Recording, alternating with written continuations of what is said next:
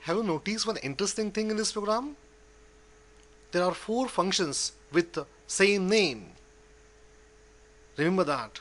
This is not possible in C language, but it is possible in C++ language. In the C language, if few functions are doing similar type of job with different arguments, then we'll have to choose different names to these functions. That is, in C language, two functions cannot have the same name. This drawback of C language is removed in C++.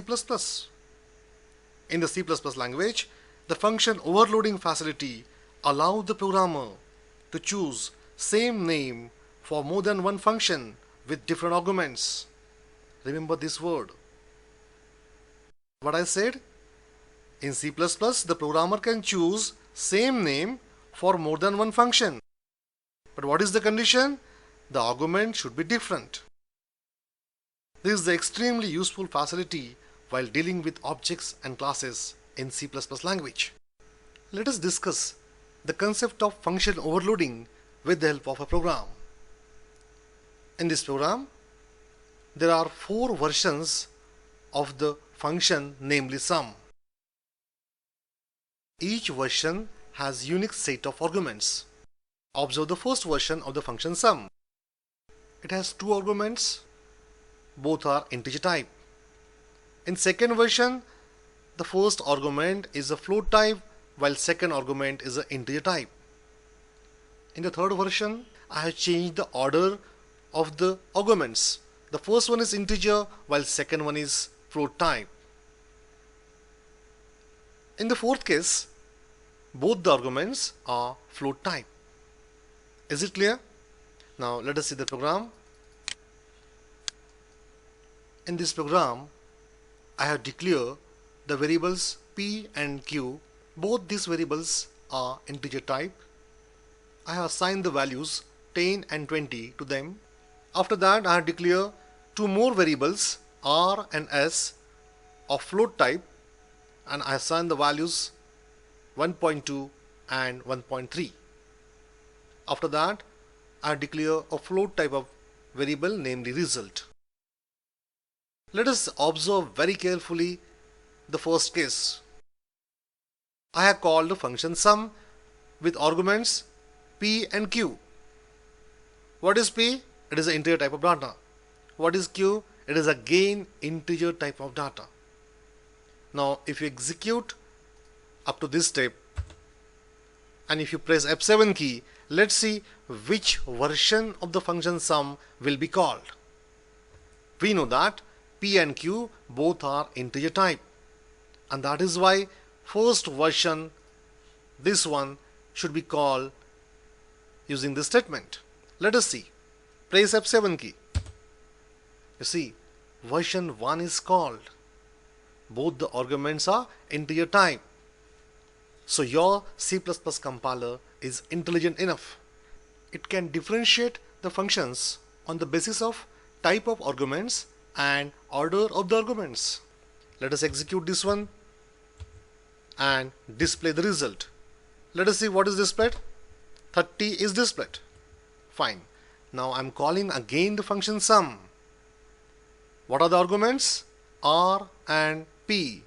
R is a float type of argument while P is the integer type of argument. Which version will be called? Second version. Why? Because in second version the first argument is a float type while second one is integer type. Press F7 key. You see, version 2 of the same function is called. First one is float type and second argument is integer type, and that is why this particular version of the function sum is called. Press F7 key to execute it and display the result. Let us see the result. 11.2. Addition of R and P. R is 1.2 and P is 10, and that is why 11.2 is displayed. Is it clear to you? Well, observe the third case. Again I am calling the function sum with the arguments P and R. P is a integer type of data and R is a float type of data. So which version will be called? Third version. That is, first one is integer type of data and second one is float type of data. So order of the arguments is very important while calling the function. Is it clear? You see, second case, float and integer. So first one is the float type of data and second one is integer type of data. While in version 3 of the function sum, the first one is integer type and second one is float type. Now see, this function will call the version 3 of the function sum. Press F7 key.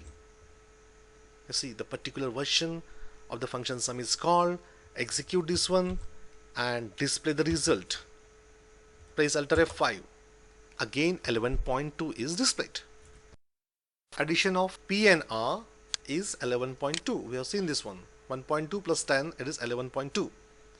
Let us see the last call to the function sum. This time we are passing two arguments, R and S. R and S both are float type of data.